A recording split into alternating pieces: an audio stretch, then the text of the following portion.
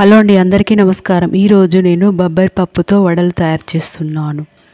ఇలా బొబ్బరి పప్పు తీసుకువచ్చి నీళ్ళతో శుభ్రంగా పొట్టు పోయేంత వరకు నీళ్ళతో శుభ్రంగా కడిగాను. బొబ్బర్లతో కూడా చక్కగా గుగ్గిలి వేసుకోవచ్చు. చాలా ఎనర్జీకి ఫుడ్, చాలా బలమైన ఫుడ్. ఈ బొబ్బరి పప్పులో ప్రోటీన్, ఐరన్ ఉంటుంది. ఇలా నేను నాననిచ్చి నైట్ మొత్తం ఉదయాన్నే నీళ్ళు తీసివేసి మిక్సీ జార్లో పేస్ట్ తయారు చేసుకున్నాను. ఉల్లికాడలు, ఉల్లిపాయ ముక్కలు, కొత్తిమీర, పుదీనా, తగినంత ఉప్పు, పచ్చిమిర్చి పేస్ట్ వేసి కరివేపాకు సన్నగా తరిగి వేసుకున్నాను. మొత్తం కలిసేంతవరకు కలుపుకొని ఇలా నేను ఈ పేపర్పై ఇలా తయారు చేసుకున్నాను. స్టవ్ వెలిగించి కడాయి పెట్టుకొని అందులో చక్కగా ఎర్రగా లోపల బయట కాలేంత వరకు చక్కగా కాల్చుకోవాలి. చూడండి నేను ఇలా చేశాను. ఎంతో టేస్టీగా ఉంటాయండి, చాలా టేస్టీగా ఉంటాయి. ఈరోజు మార్నింగ్ బ్రేక్ఫాస్ట్ లాగా మేము ఇలా తయారు చేసుకున్నాము.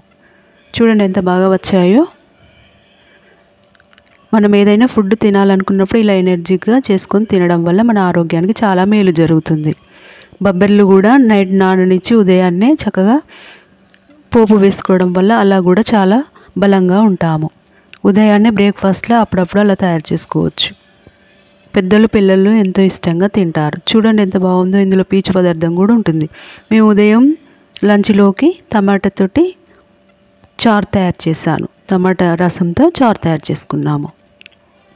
ఇది ఈరోజు నేను మా గల్మకి ఇలా నేను పూలతో డెకరేషన్ చేశాను. మా ఇంటి ముందు వాకిట్లో కల్లాకు చల్లి చక్కగా ఇలా ముగ్గు వేసుకున్నాను. చూడండి, ఈరోజు భోగి పండుగ కదా, అందరికీ భోగి శుభాకాంక్షలు.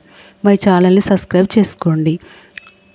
ఫస్ట్ నుండి లాస్ట్ వరకు నా వీడియోలను చూసి నాకు సపోర్ట్గా ఉండండి. చూడండి నేను చక్కగా ముగ్గులు వేశాను.